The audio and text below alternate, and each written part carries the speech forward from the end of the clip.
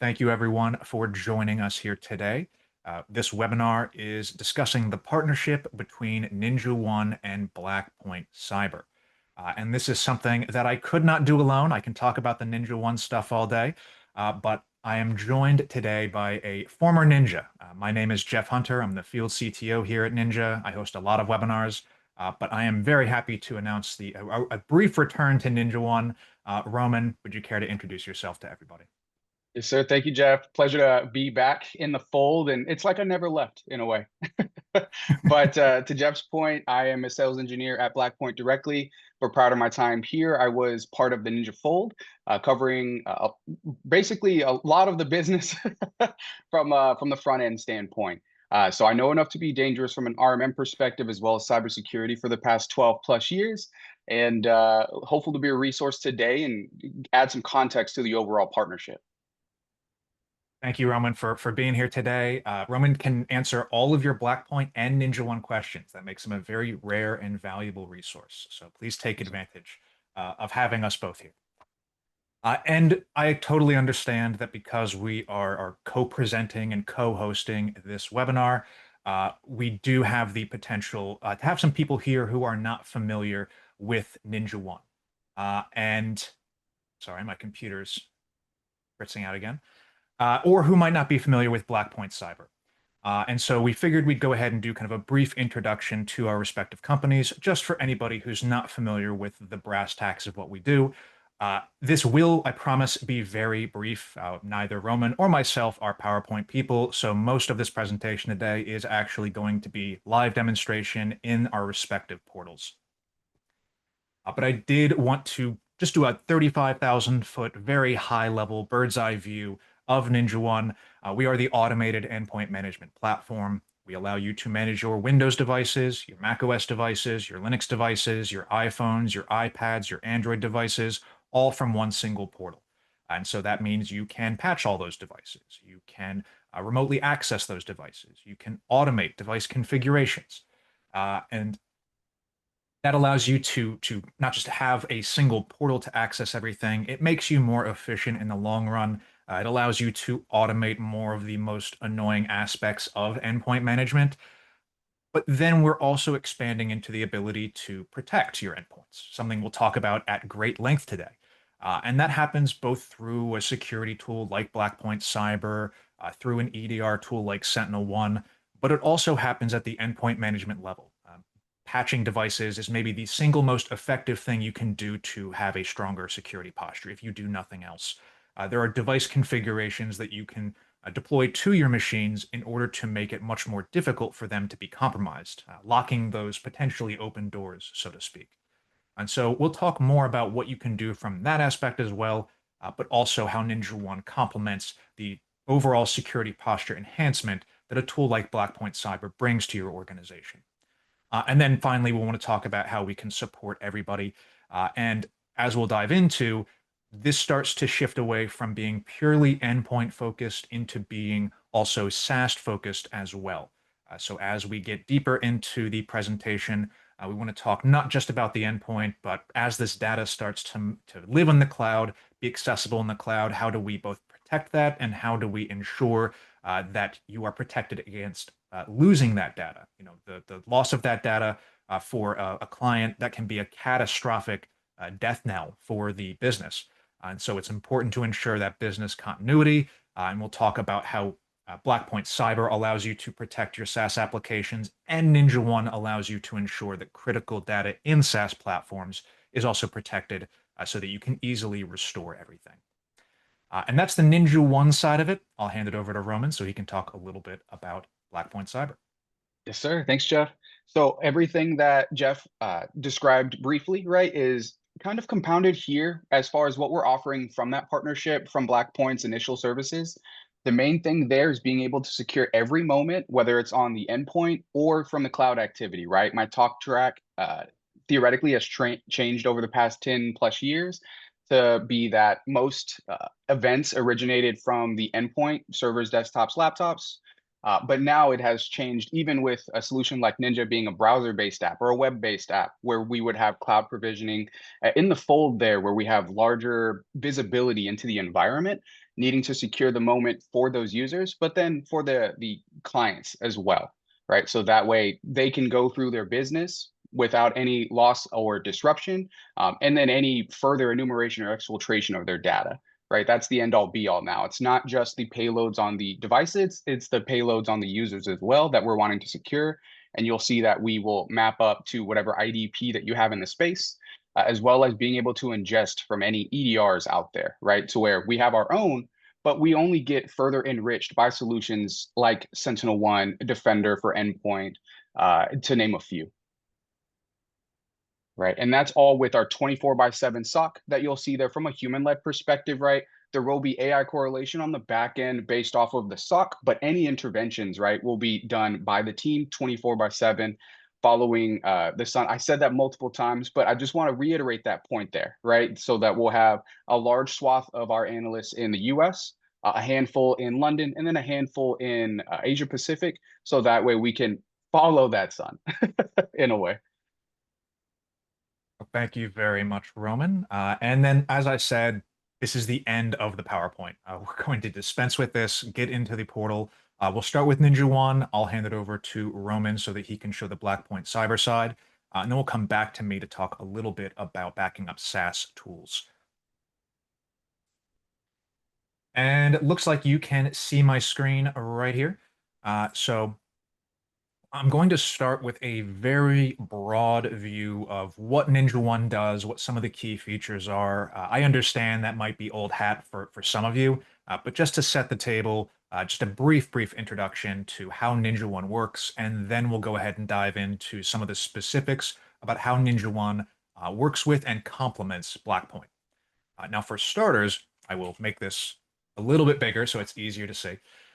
Right here, we're seeing the main NinjaOne dashboard. Now, this lets us know where do we need to pay attention to our devices. And of course, all this information, any alerts that are present, that can also be synced into a ticketing system externally if you'd like, or you can use our own ticketing system over here on the left-hand side. Now, if we go into our patching dashboard here, this is an example of how you can see what the state of patch compliance is across all your devices, where you need to pay attention, what devices have active alerts right here. You can see things like devices have not had a patch installed in the last 30 days, typically something you might want to pay attention to. We'll also see what threats have been detected by an integrated EDR. So if you're using SentinelOne, like we can see right here, just check the box, and we have the option to go directly into the SentinelOne console so that we could directly remediate this. Of course, this is a ICAR file, so this is just for demonstration purposes. You also have the ability to view this not from the perspective of missing patches, but through the perspective of present vulnerabilities on devices. And so right here, based off the patches we know are missing from machines, we can say, well, because you're missing this particular KB, we know that you are therefore vulnerable to this particular CVE because you have not actually installed the patch that is going to remediate that CVE or CVEs. And so we can look at that through this perspective here. You can also integrate the results of a third-party scanner into NinjaOne so that you're just having a routine API call occur, and this dashboard would always stay up to date with not just the results of what vulnerabilities are present because patches are missing, but also anything else that is detected by a third-party scanner. We're agnostic on which scanner you use. It could be Qualys, Tenable, it could be CrowdStrike Spotlight. It could be Microsoft Defender, Rapid7. Any of those will work. It's designed to be agnostic so that you can bring whatever tool you're using into the portal and have that comprehensive visibility in one single spot. Now, that's kind of some of the core settings that we see people care about most on the day-to-day. How do all of those settings get in place? It's all policy-based. So if we go into administration and then into policies, you'll see right here in my Windows Workstation policy, you'll see on the left why this is so important. And it's because so many of our most important settings are controlled here. For starters, we have conditions. This is what's going to create alerts. It's going to create tickets, but it also gives you the ability to automate. Right here, we're checking for the firewall status. If the firewall is not enabled, fairly basic security measure, that's going to trigger an alert. You can have this create a ticket down here. And although we have our own ticketing system, again, we integrate with a variety of providers, ConnectWise, Autotask, Freshservice, including support for their MSP mode, and Zendesk as well, and ServiceNow. Those are all supported integrations with NinjaOne. Now, right here, we have step one. We raise an alert, something has gone wrong. In this case, the firewall is not enabled on one of our network profiles. So step two, ideally, would be, well, I want to go ahead and respond to this with an alert. Oh, and I see in the chat, Andy is mentioning Halo. Halo PSA, also an integration that we offer. Uh, so in this case, I'd love to turn the firewall on programmatically. And so over here, I have a script running. This is from our template library. I'm not doing any coding in setting up this automation. The script to check if the firewall is enabled and the script to enable the firewall both come from our template library. So it's a no-code experience here. And so I'll make sure that this is set to enable. And then right here, this setting takes a close active look at the root cause of the condition. And when that's no longer in effect, it resets the alert, also resets the corresponding ticket. And so you have a closed loop situation. If any device joins this policy within 10 minutes, because that's how often we run this particular automation here, within 10 minutes, it'll recognize if the firewall is disabled. It will attempt to enable the firewall. And assuming it is successful, it is going to close whatever corresponding ticket was generated from that action. We'll talk a little bit more about how this works in more of a Blackpoint context in just a few minutes here. Now, other options here, one is compound conditions, just allows you to take in multiple criteria into account before you actually have an alert trigger. Scheduled automations that run. I love the new device provisioning automation, has this run once immediately option so that as soon as a device joins NinjaOne, everything on the right-hand side is running. And so in theory, if this is a brand new device, the first thing I want to do is change the power and sleep settings so that the device does not go to sleep when I'm trying to provision it. And then maybe I want to scan for patches. I want to install Google Chrome, install Slack, enable BitLocker, enable System Restore, enable the firewall, patch any of my software. From a security compliance perspective, I may need to do something like disable the LAN manager hash storage in order to be in compliance with something like CIS. I might want to disable macros within Microsoft 365, a very common security procedure, and again, something that I think is in CIS. And then disabling local admin tools down here. I think all of these, with the exception of the applications, of course, and the enable BitLocker script, again, these all come included in NinjaOne through either the template library or as native automations. So very little actual coding here. You can even see that I stole this BitLocker script from our Discord, which I'd highly recommend joining if you are not a member already. We also have our Windows patching settings here, and I want to emphasize one thing, which is that in this environment here, this is the 10.0 version of NinjaOne. I am in the Canadian regional instance, and the Canadian regional instance is one of the first to get new releases of Ninja. 10.0 will continue to roll out to all of our instances over the course of September. So by the end of September, everybody will be on 10.0. But if something does look different in this environment compared to what you're used to, just know it might be because you're on 9.0 and I'm on 10.0, and that's the reason for the difference. So here we can go ahead and scan all of our patches. We can go ahead and apply our patches right here on the update schedule. So this is where we're going to find what new patches are available. This is where we're actually going to install what has been approved. Now, how does something get approved? It's all based on categories, as we can see right here. So for optional patches, I'm just rejecting those out of hand. I don't want them. They might be preview updates that are not relevant to me. And then over here, I might want to manually approve something like feature updates. I want to have control over that big change to the endpoint. Uh, I personally love this option here where you can automatically approve, but give it a time delay. I don't want to install it as soon as it's available. I want to wait at least 10 days after the release, so that way I can hear if there's any problems with it. And one thing that's really nice about NinjaOne is we can use the Patch Intelligence AI approval settings right here. And what this does is this will take any patches that have been in this auto approval queue.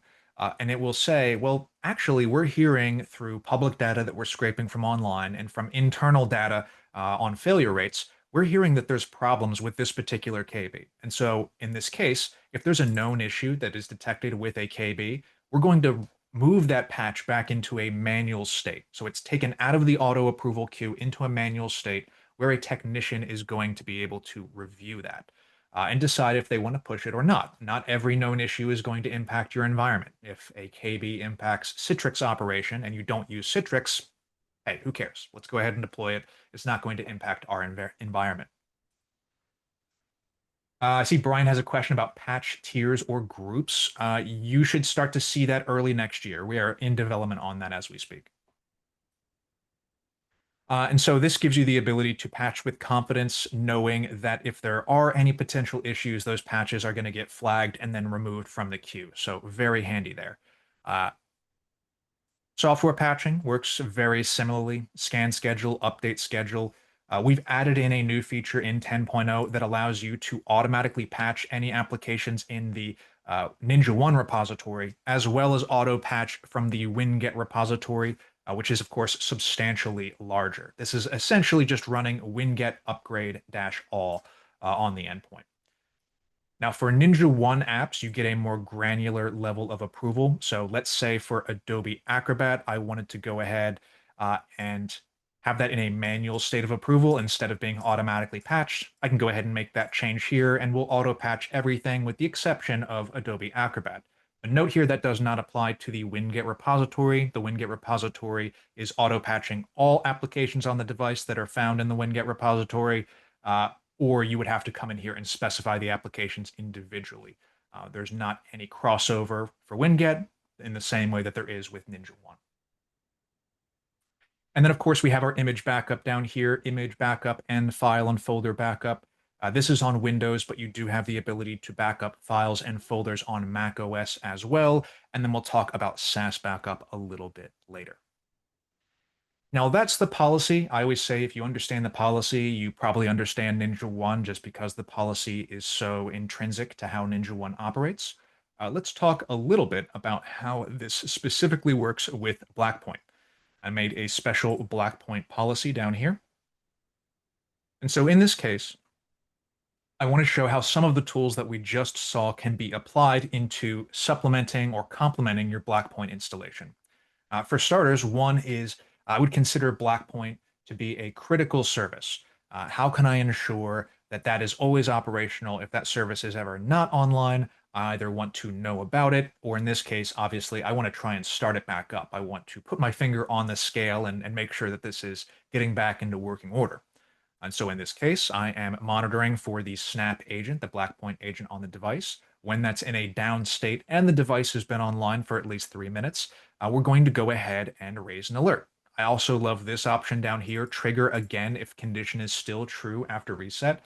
I've got fat fingers. I misclick things all the time. And so if I accidentally reset it, I want this to play whack-a-mole, pop back up and say, hey, I'm still a problem. You got to pay attention to me. And then in response to that, I'm running a very simple script to start the service. And then, of course, the when no longer met option ensures that this gets taken off of my ticketing board, off of my alert board. So I'm not chasing an open-ended ghost that goes nowhere because the root cause of the issue has already been fixed. Now let's look at this from a different perspective. Let's look at this from the perspective of deployment. Right here, we're using a different condition, and this condition monitors for the presence or absence of software on the device. So in this particular case, if the Snap agent does not exist on the device, that is going to raise an alert. My corresponding automation here is to deploy the Snap agent, the Blackpoint Cyber agent here.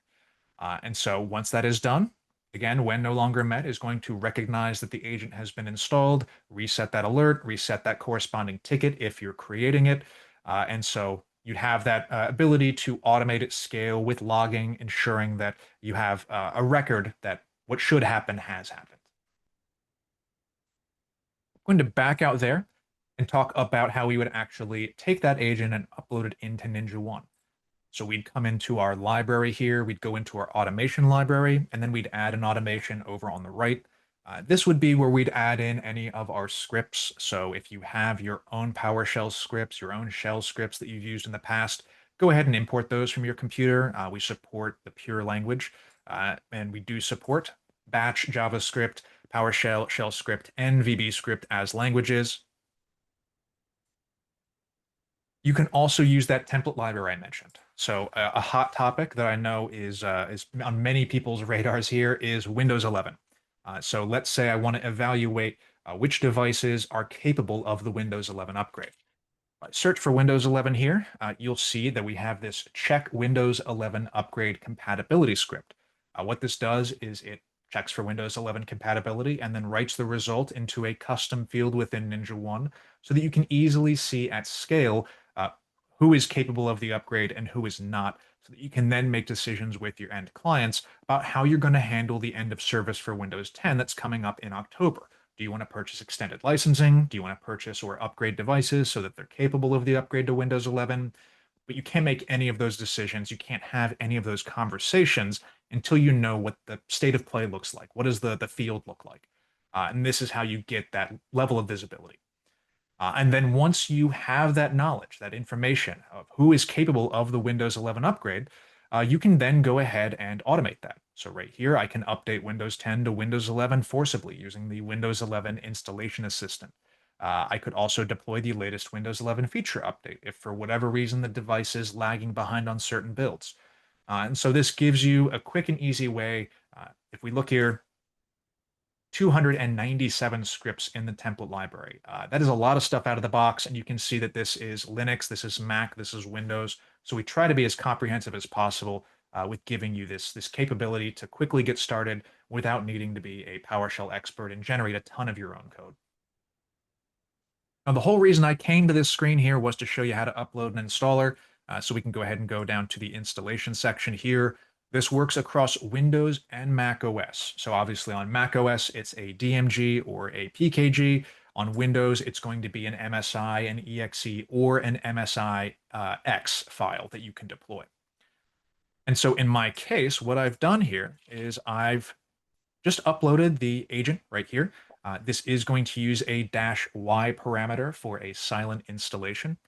And then if I wanted to, you can see I did add in a little logo right here for Blackpoint just to make it easier to see. If I needed to include any helper files in the installation, which isn't necessary for Blackpoint, but some installers may require it, you can easily do that here. And then you can also do a prescript or postscript if there's other items that you need to manage as a part of this automation. And this means that when I deploy an application, it's all inclusive. I don't need to set the table with a script beforehand or clean up after myself after the fact because I've built all of that automation into this one single entity. Now, how we can deploy this, if we look at our Blackpoint policy again, you can see that we obviously had the ability to deploy if we detect it as missing immediately. We could also add that as a scheduled automation to our run once immediately block so that as we install devices, they just immediately push this out as an automation regardless. And then you also have the ability to do compound conditions. Again, we can take in multiple criteria into effect. If not every client is supposed to get Blackpoint, you can go ahead and use a custom field to track who should get Blackpoint first of all, and then look at the second condition of Blackpoint being missing from the device. And this helps condense your policy structure so that you don't need to create individual policies for each client, depending on if they are using Blackpoint as a service or not. Now, one last thing I want to talk about before I hand it over to Roman is the nature of how we secure NinjaOne as a platform. That's something that Roman is going to talk about is securing your SaaS-based tools. And so I want to show how NinjaOne secures itself. For starters, we do have the ability to integrate with an IDP. And so right here, you can see that I'm integrating with Okta in this case, but we also support Entra ID as well. And I believe we support Duo as well, at least with the 10.0 release. And so we integrate right here with our IDP. This allows us to create users automatically. If we look at all users here, all these users, these are all created from Okta. So they are created via the SCIM integration. So I don't have to create users in here. I'm able to manage that centrally from my IDP. And in the 10.0 release, I am able to go ahead and use IDP initiated login. You can see right here, This means that you'll be able to click on a tile in Entra or in Okta and then automatically log into NinjaOne. Again, new in the 10.0 release, that little extra quality of life feature there. And this is going to be something that applies to both technician users like myself, who might have varying levels of permissions to take actions across the platform, but also end users who get a much more basic view designed just for remote access and ticketing and backup, self-restoration. And this is a very important aspect of securing a platform like NinjaOne because it's an endpoint management platform. It has a tremendous amount of capability behind it, a tremendous amount of power behind it, which also means it can be dangerous if it's misused. And so having this tied into your SSO allows you to have that single point of choke point, if you will, to where if somebody leaves the company, you disable them in the IDP, and that ensures they're not going to be able to get into any other services. You don't have to go into each individual service and shut it off. You can just have that centralized method of management there. And that is a great segue, I think, to hand this over to Roman, because he is going to talk a little bit more about securing SaaS platforms using Blackpoint. Sure.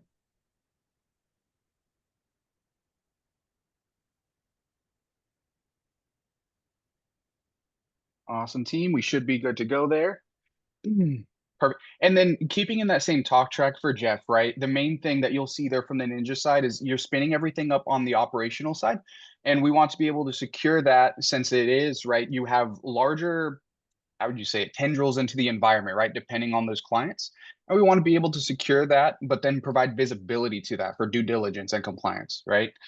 So one thing that you'll see here as far as the configuration sake for it, what we would do is integrate directly with that tenant. So that's how we can cut out the middleman of having to ingest feeds, say from SentinelOne or CrowdStrike or Defender at a minimum, where we can ingest that all on our own based off our collector and our own individual agent that Jeff showed that we can deploy through. And then we'll have the auditing capabilities to pull in any of those individual logs based off your tenant. You'll see here right now we support Microsoft 365, Duo through Cisco, as well as Google Workspace. And in Q4, here in the October timeframe, we are expanding to be able to support all IDPs, right? That would include Okta at a minimum, right? And what we would see here after we confirm the connection, one thing to note is that this does create a global administrator that is able to respond on the team's behalf. All that to say, we understand that there could be some hesitance there, right, for global administration in a certain tenant. So here in the future, around that same October timeframe, we're expanding that workflow with Graph APIs through Microsoft. So that way you can have whatever permissions you need. So that way we can still be agile from the SOC, but more in lockstep with auditing and compliance, depending on your clients and your users, right? But one thing that you'll see here is that we'll break it down based off of any license users. So anything business premium, business essentials, P1, P2, what you name it. This is something that would fall under a licensed user that gives us more logs that we can ingest from. We'll have unlicensed, which could be something as far as voice only users or exchange only, right? Maybe general mailboxes, things of that nature, but we're still monitoring for exfiltration of those mailboxes, right? Because that's one thing with certain environments is that anybody joining a new environment, depending on that Active Directory or that exchange platform, there could be things that you're not completely aware of. So using a solution like Blackpoint, we're able to provide that visibility as soon as we start ingesting that data for you. Right. One thing that you'll see here based off of our notifications is that the SOC is always responding to any suspicious activity, but we give you some of the tactics and techniques based off of those auditing logs on what the SOC would be responding to or could send notifications to your team on from a broad perspective, right? More so like a land and expand or boots on the ground if y'all need it in a certain situation. But you'll see certain components, right? Like impossible travel, or if we have any logins from an unapproved country, you'll see here that we can set up a geofence for the tenant to say only communication from the US, right? And so if we see anything come about from, say, China, the Åland Islands, you know, anything as far as Bulgaria, as an example, right? That would be suspicious by the SOC by default, being able to investigate and go further as far as remediation there. But they do compound that with other topics as far as did that same user or bad actor create a different user, or did they verify an enterprise app for further, how do you say, exfiltration of data via the API, right? So we're looking and enriching based off of other tactics within that 12-minute time frame, just to give the team that, how do you say, that better detection and response time, our mean time to detect and respond, 12 minutes from a cloud perspective, and then any ingestion from the EDR would be about 18 minutes based off of variables there. All right. But you'll see there that we're securing it based off of the user activity exchange. So that way they can't exfiltrate any data or enumerate based off of forwarding rules, as well as looking at it from SharePoint for broad data loss prevention. Right. We also have our policies here that show components that we need for the audit logs, but then also if they are configured to be disabled by any malicious activity, we will re-enable them so that way we can further ingest and continue to remediate. Right. So this is what it would look like, at least from the initial configuration. This would take all of maybe 5 minutes, right? Maybe you would add in any type of temporary approvals for Adele, as an example, right? Or any of your individual users, where you can say that they're traveling to, Europe within a week's time frame. We'll set a temporary rule for them, so that way there's less alert fatigue or false positives. Awesome. From there, just to give a purview of what the SOC is able to view and what your team will view from a due diligence perspective, just to give more meat potatoes on how we remediate in the environment, you'll see all the alerts here in this console broken down based off of status, severity, the date, and the number of alerts that are being fed through, as well as what type of alert, right, based off of any of that cloud activity. And an example here that we would have, right, they logged in from an unapproved country. We saw from Dominique's perspective, and then they started creating an external email forwarding rule for exfiltration. This all happened within the same minute, but the team, right, based off of the SOC and the EDR from Blackpoint through the Snap Defense agent, saw this activity based off of that geo mismatch, the tunnel, and the callback proxy. And they have the ability to come in here and disable that Microsoft 365 account because of the global administrative services and privileges there. Right. And then from there, the team would start making phone calls based off of the MSP or the end client's guidance, right? Who do they want to go to first for any of those alerts? So that way they can land and expand, provide the correct digital forensics if needed, but all of that would be contained within the console. Right. So as you're going through Ninja and having your activity, maybe pushing out devices or pushing out applications, excuse me, and we start to see a lot of those users leverage those applications, right? We're monitoring them real time for the team. So that way you only have to focus on the operational standpoint, and our team is that better together situation being the security arm. Right? That would be an example from a cloud user. Now, based off of the endpoint telemetry from, say, SentinelOne as an example, I don't have SentinelOne in my test environment. Right now I have Defender for endpoint, but the visibility will be roughly the same to where, oh, excuse me, running into technical difficulties. It's just IT today, guys. And then from there, we'll have the hash broken down in classification because of the malware databases from those EDR vendors. So that way, that gives us more information as far as, do we want to only disable the network interface and the attack source, or do we just go all the way in and disable that device completely from a network segmentation standpoint? Oh. Matt asked a question as far as the intraplan needed to get the most out of Blackpoint. P2, that allows for us to have the impossible travel log that we can ingest and respond to it from that sophisticated attack. And then Larry asked if we work with the Bitdefender as far as ingestion. We do. We do. Just to give that example as well, based off of any of the integrations. Right. This will show anything that we can ingest from based off of our one-way. And then here in Q4 around the October, we can start to configure two-way APIs. Going back to the prior question as far as if we would remediate within SentinelOne directly. Right now, we're limited based off of the API. So we respond external to the console, but then we'll be able to here in October the time frame, so that way we can respond and triage those alerts as well. right? But this will show that we can ingest anything from the network perspective endpoint, and then we, by default, will ingest anything from the cloud. Awesome.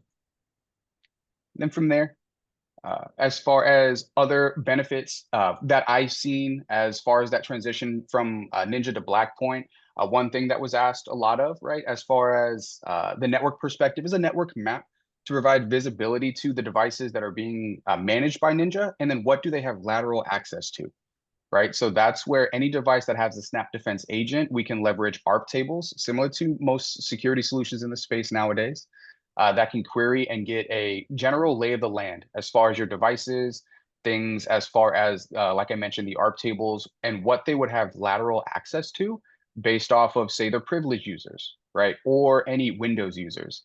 One thing that was a variable that I saw was that previously in Ninja, you would have to script it out to pull that list of users, right? Outside of leveraging the SCIM provisioning. So now we have some due diligence there to provide the users as well as any privileged accounts at the same time, right? That all feeds into the overall context and enriches the SOC so that they can respond within that same 12-minute time frame. And then last but not least, at least from the SOC console, right? Just showing everything that we're managing or monitoring from a privileged activity standpoint, and any of those tactics and techniques that you might see from the MITRE ATT&CK framework, and standard operating procedures there, right? So we're looking for things like privileged activity by day or by hour, any of that activity for the most privileged users and things of that nature, right? So we're providing the reporting for the team, so you have that for reference. All that to say, it's like you hired a full SOC on the side, but you don't have to pay them benefits. You know what I mean? And then one more thing, just to show the meat and potatoes of everything that we're ingesting from, I like to present our MDR report, which is, it adds a little bit more context here, right? As far as that quiet on the Eastern Front, what all is the ROI for our security product, right? When everything is going well.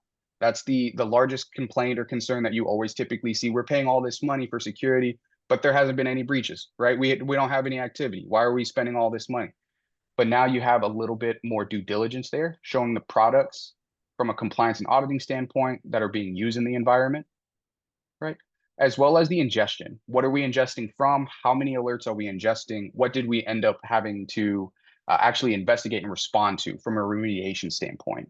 So that way it gives all the different components and that peace of mind for the team. We ingested all of these logs based off of these three sources, which could be, say, a server, a firewall, things of that nature. We only had to respond to none of them because they were all just suspicious and false positives. But we saved that time for the team from an innovation standpoint.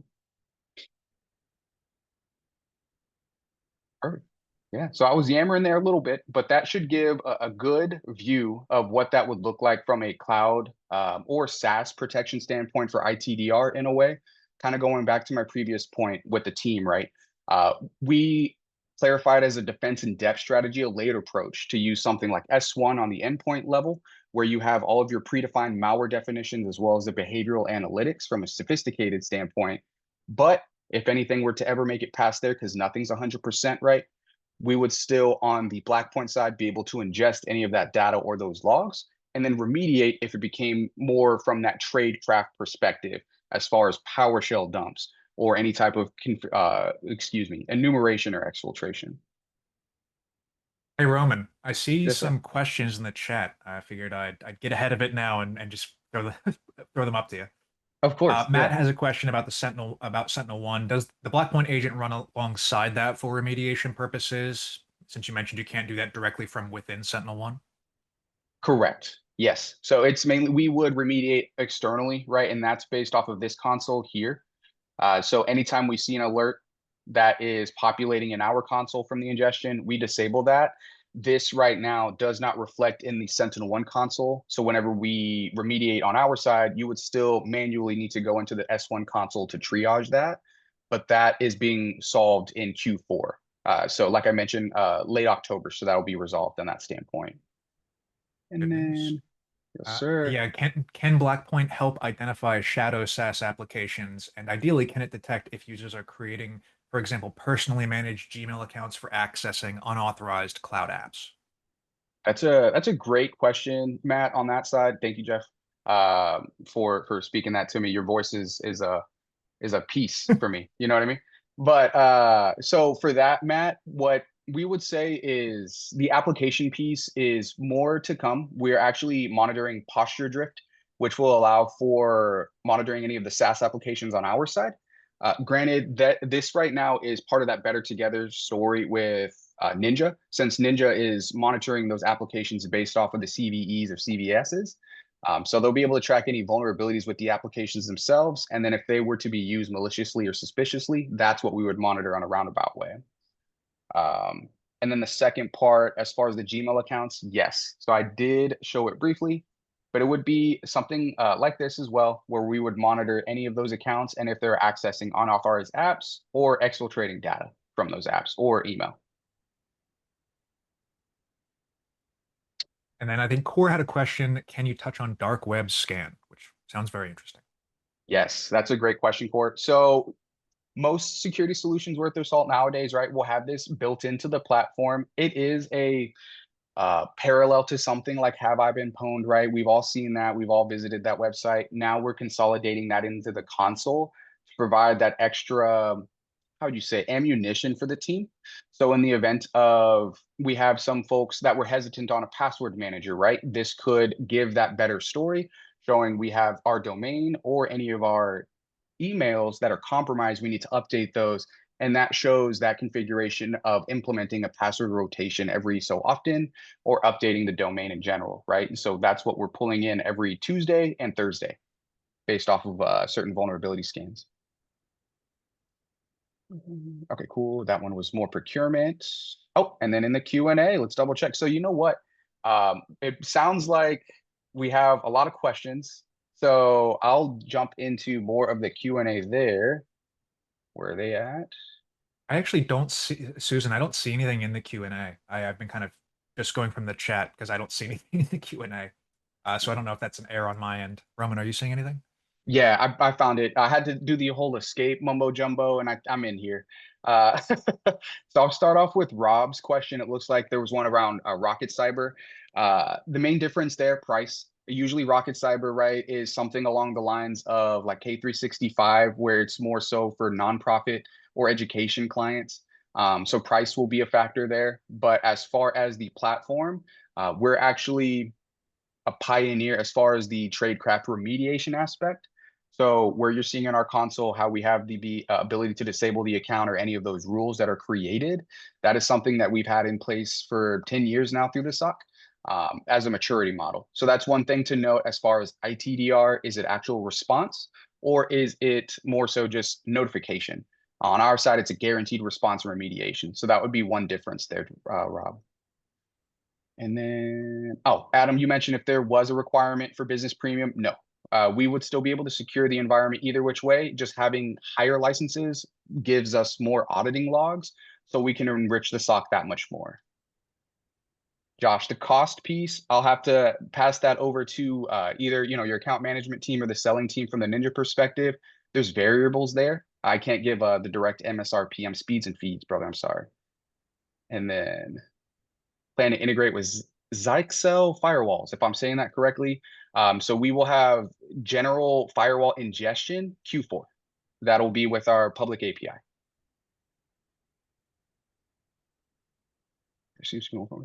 Other vendors and the implementation of Blackpoint ND. So that's the thing, Lonnie. So from the SOC, right, and from our overall partnership with Ninja, the main thing is deploying the Snap Defense agent into the environment so that way we can start to ingest and we can respond no matter what. But the name of the game for most either MSPs or environments in general is that they might not want to transition from certain security products or updating their plans on the back end through, say, like their PSA. So the reason that I brought it up or phrased it that way is so that way we could land and build off of what you already have.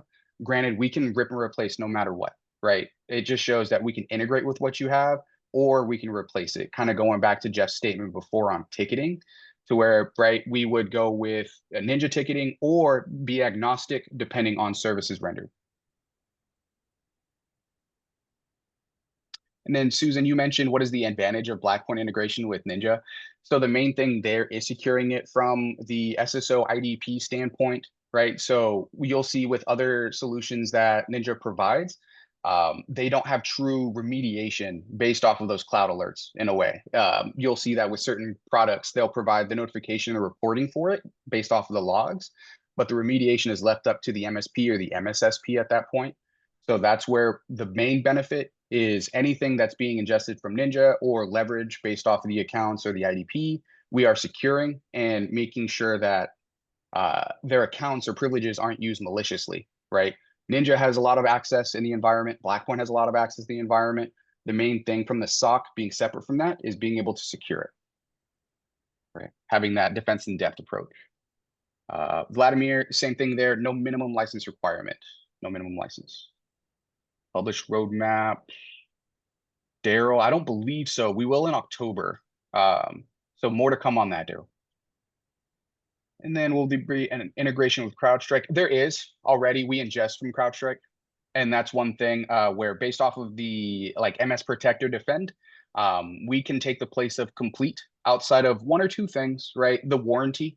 We don't offer an initial warranty that's backed by AIG like CrowdStrike does. So if a client is requesting that, right, that's something that we can't realistically meet. Granted, my talk track for that is that you shouldn't need that since you're securing every moment, right, in the front end. So it's always a cart before the horse type of situation. MDM devices, no, but we would monitor the cloud activity around those devices. So say myself, I access my Teams account from my phone, that traffic would be monitored based off of the Blackpoint SOC. So we would monitor it indirectly. Logic is an integration. It's an add-on. It is where we would ingest and auto map based off of compliance regulations like CIS and HIPAA. We'll circle back to that piece. Integration with Halo, yes, with all PSAs in October.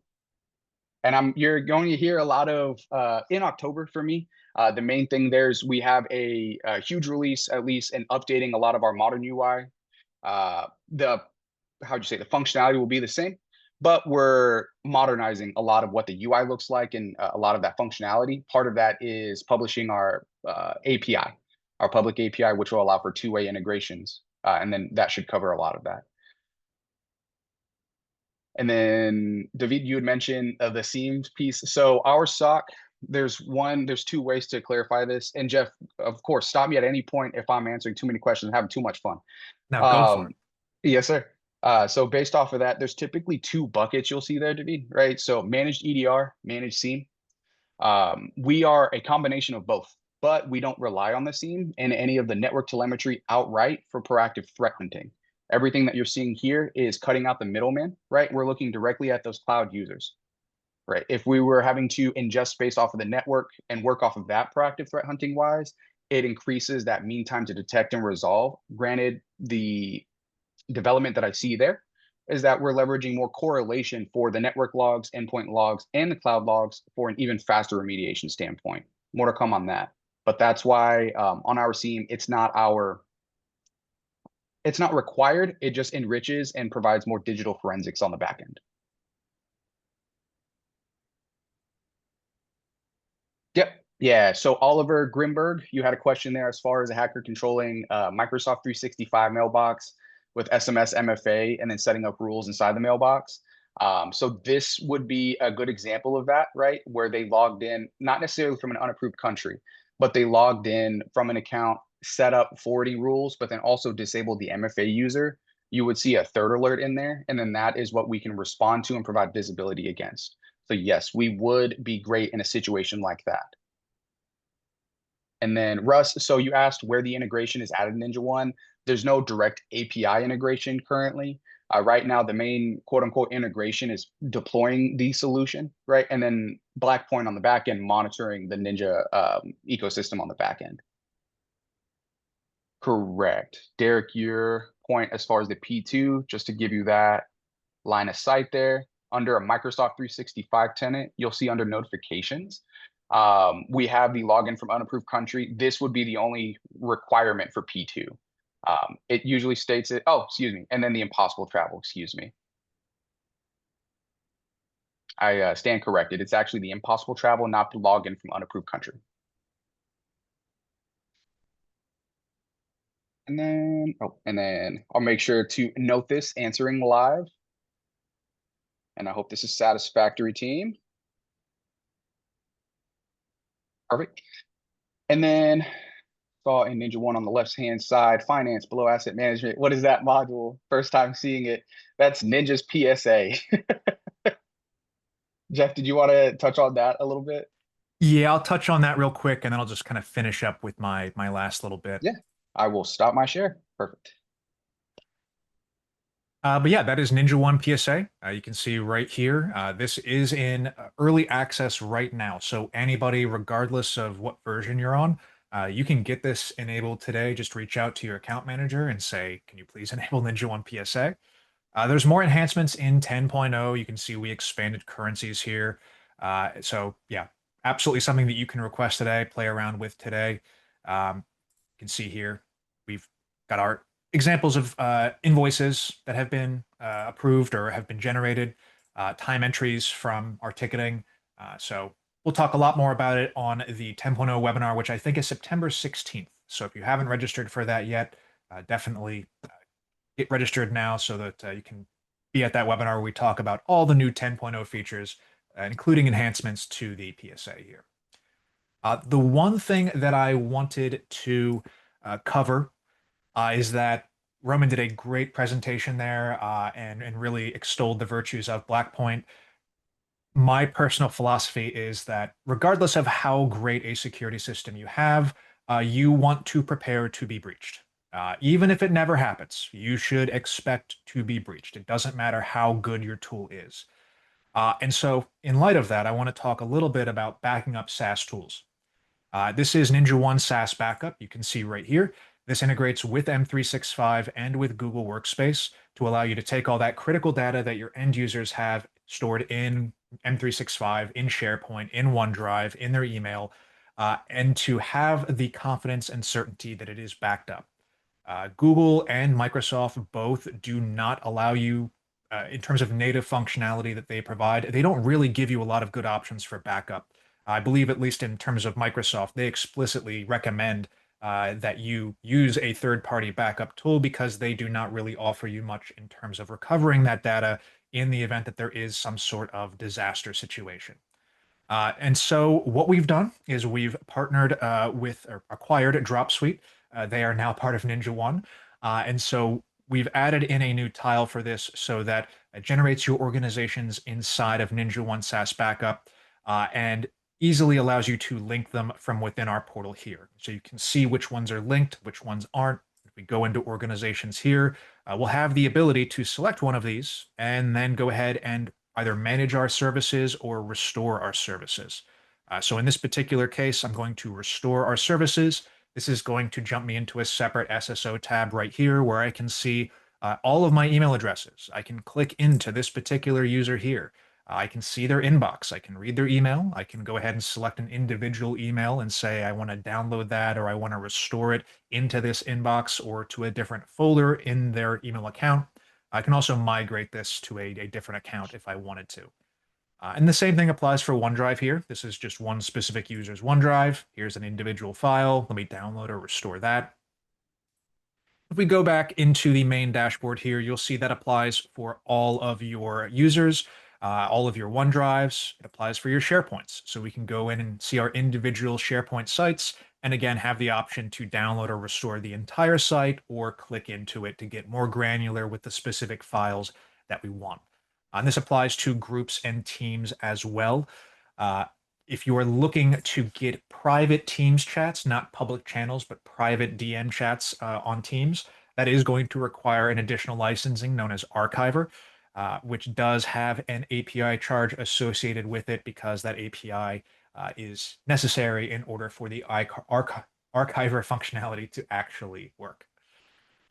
And again, although I am showing M365 right here, I think if I go into this one, I think this is a Google Workspace example. And so you can see right here, this is, I think, actually Google Workspace being backed up. So you have both Google Workspace and M365 available as options. And then if you need, again, the private Teams chats, that's going to require the archiver functionality as well. But what it does give you is comprehensive backup of all your most critical data, uh, so that in the event that something disastrous does happen, even if it's not malicious, it could be an accident, it could be a mistake, it could be a server just coughed and accidentally deleted all your data, you're still having that certainty of protection. That security blanket that is very valuable for many organizations to know that they're protected. Because if you lose this data, if you lose your SaaS data, that's the ball game for many organizations. It's over. You might not have a business the next day if you lose this data. So ensuring that you have it backed up, I think, is absolutely critical. I see a couple more questions here. I finally managed to somehow get some of the questions to appear on my screen. Um, Davi says, can I connect two different tenants from the same customer within the same organization? So I think you can do that. So let's look here at Herrera Technologies. I can come in here. Oh no, it looks like it does take it out. So yeah, you cannot have two organizations in Ninja linked to the same SaaS organization in Dropsuite. Does not look like we are supporting that today. Eric says, does this SaaS solution get integrated in version 10 of NinjaOne? So it is integrated in the manner that you see here, where you do your setup from this section. We also have a dedicated SaaS backup dashboard here that gives you more or less the same view here. This is in early access. I'll say the dashboard functionality is in early access. The product is not. And so we are going to continue to expand the integration so that it is much more tightly knit, and you can actually see users who are being backed up inside of NinjaOne. So we're continuing to effort towards that. It's not going to be all in one release. It's going to be over the course of several releases. And what you see here is the initial implementation.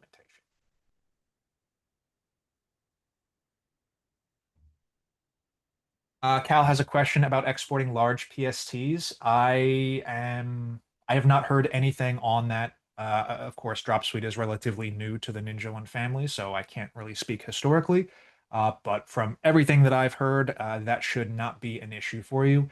Of course, if you're having that issue, please let me know. Jeff.hunter@ninjaone.com. I'm happy to help get some balls rolling if necessary.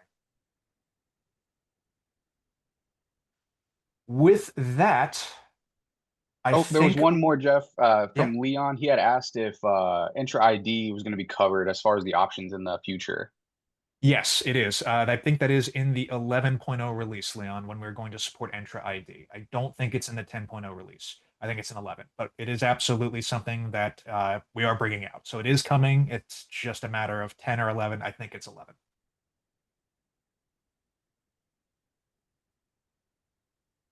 Um, And with that, I think we're kind of at time. I see a question from Jordan here about documentation. We don't have any documentation today. I will make sure to include a write-up of what I did with Blackpoint in my policy in the YouTube description. So when you get that link tomorrow, just look in the YouTube description. There's going to be a brief write-up of what I did in relation to Blackpoint, including deployment, how I set up some of the conditions. So that will be there. In the YouTube recording sometime tomorrow. With that, I'm a little over time. I'm actually late for another meeting, so I gotta go. Thanks everyone for being here today. Really appreciate it. And thank you to Roman, returning champion, for coming back and conquering the webinar. Appreciate it, man. Thanks, Jeff. Yeah, no problem. Thanks, everybody. Take care, everyone. Bye.